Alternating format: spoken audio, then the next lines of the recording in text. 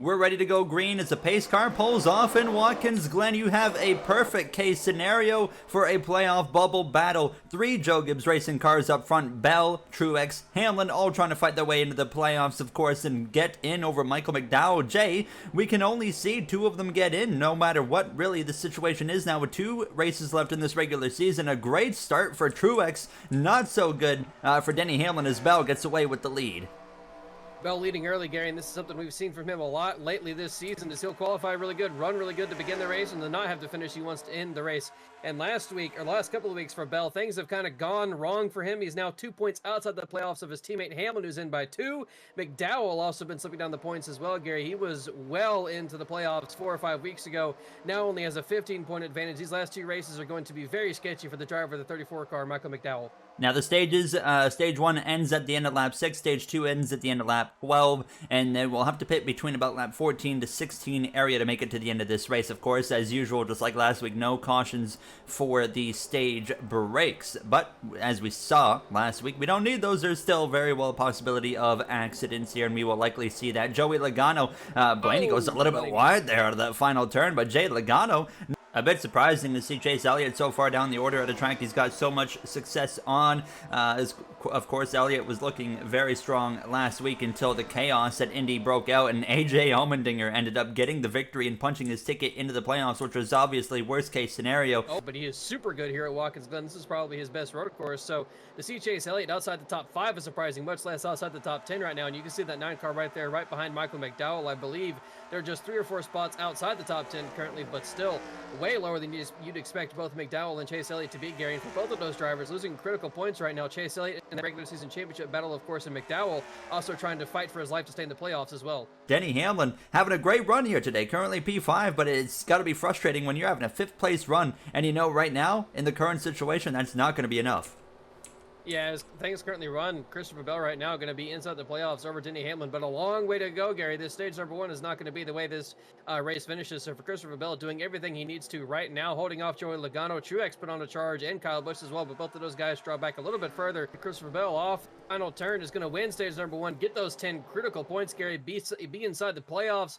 And right now, beating Denny Hamlin by 4 positions, 5 positions on the racetrack. So doing everything he needs to do right now, and of course, he needs to translate that into an actual good finish, Gary. We've talked about it time and time again for this 20-car Christopher Bell. He'll qualify well. He'll run really well in the first stage or 2. Glen and Daytona, that 9-car slipping and sliding around there on that bus stop. Definitely showing Jay, maybe we know why he's running down here. Maybe not the best handling behind that Napa Auto Parts Chevrolet right now. Look at this little battle we got going on here. Bumper to bumper. Harvick, Buescher, LaJoie trying to squeeze his nose into it, and he will do exactly that. No, he's going to stay tucked in. Blaney as well right behind this situation here. This is basically the battle from 8th on through about 11th place here now. Up ahead, I just saw Kyle Busch on the bumper of Martin Truex Jr. Blaney's been kind of mowing the lawn, I feel like, every time he goes through there. What a move. Yeah, he does. Sideways around the outside of Buescher, passes him and was trying to go after Harvick, and I thought he almost got turned there for a second, but LaJoie sent to the bus stop around the outside of the carousel as well.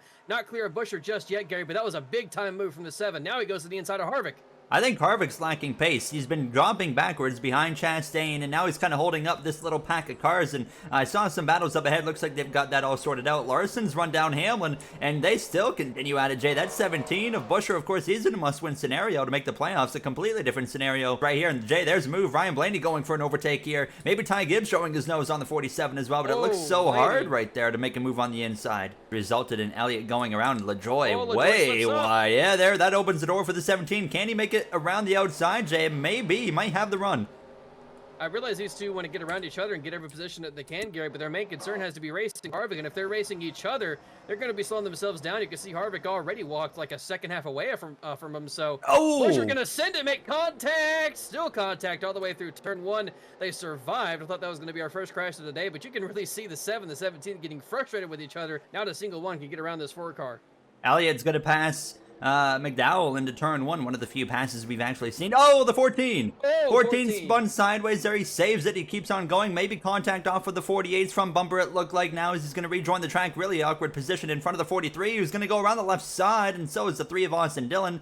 But either way, he's going to win stage 1 and stage 2, Gary. Sweep the stages, 20 points to this 20 car. That is the best scenario possible. He beats Denny Hamlin in both of those stages, and right now is currently inside the playoffs over that 11 car. And Christopher Bell has proven to be a strong road course racer. Oh, Contact wait. in the back. Blaney and Busher going at it. Chris Busher, Jay, is not making any friends here today in Watkins Glen. As soon as that pit window opens, as soon as you can guarantee to make it to the end, you hit that pit lane. Absolutely, I agree. Here's Chastain on the inside of Kyle Larson now as they head down towards turn 1. So Larson ran down Hamlin, kind of falling backwards now, and Chastain going forwards, and he'll complete the pass. Oh, no, he won't! He's going to spin Chastain! Larson dumps him in turn 1, around he goes, but saw Jay... this last year in real life, but of course with his teammate. Oh, Larson's he's in going to hit the wall as well, going up to the S's. The 5 car, Kyle Larson, it just gave himself free damage, and now he's going to get Chastain most likely right back around him. Oh, we'll God. See if anything else transpires between these two. You're having drivers everywhere. Hit the guardrail. LaJoy almost got the pass completed while hitting the guardrail. So these guys, every inch of the racetrack being used, every inch of the other cars, 8 wheels better than 4. Our leaders hit the pit lane, Gary. Harvick, worst case scenario, Harvick's gonna have fresh tires on that train of cars here for a lap. So, it but might here's not matter though, Gary. I think they're faster on older tires than you might be right. with fresher tires. I think everybody's gonna pit here now. Larson's gonna bring it in. My question is this gonna be like in real life last week? Only one caution. Oh my goodness gracious! Goodness. He nearly wiped out the barrels, but he's gonna make it. Ryan Preece. Oh, there it is. See that he got too close. Bubba Wallace. Oh no. I think others are gonna hit him as well. That might be a caution in the pit lane. No, he got teleported. That might have saved a caution. Honestly, him getting teleported there to the pits, or I guess towed, you could say. And we were just talking about, will this stay green? And it looked like we were very close. I was about to throw a manual yellow. Really slow. You're right. He's very, very slow. Not going to be gone, but still in the lead is this 20 car.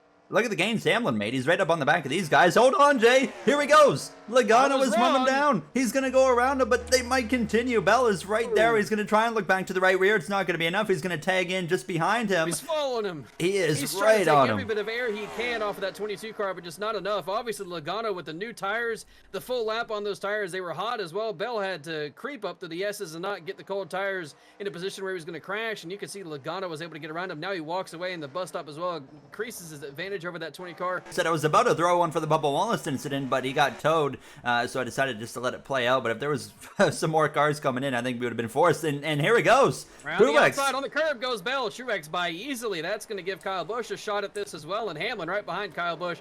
This is getting a little bit nightmarish now for this 20 car, Gary. Awkward spot trying to run down Michael McDowell. There goes the 48 and the 21. Oh, we got problems. And the 24 suddenly slowing the racetrack, Gary. If he stops, you know what that's going to be. This could get interesting. Byron is, this is a really, really awkward spot here. Right in the apex of the S's. You can see they're all freaking out. They're going to smash him. Big accident here in Watkins Glen. The caution flies. Oh my goodness, Allmendinger's very thankful he won last week. Mike Rockenfeller takes the path of not destruction. Pace car's going to pull off. We're ready to go green. Martin Truex Jr. going to try and get the leap on Logano, and it's easy money, Jay. Logano loses out. Truex to the point. Well, Logano send it into turn 1. That was a big-time restart for Martin Truex Jr. Going to easily be clear for the lead side by side in the background between Bell and Busch, and you can see Busch gets by easily. That allows Hamlin now to get a run on Bell. Nightmare scenario for Bell. Not only has he lost the lead, he's about to lose the position to his teammate Hamlin as well.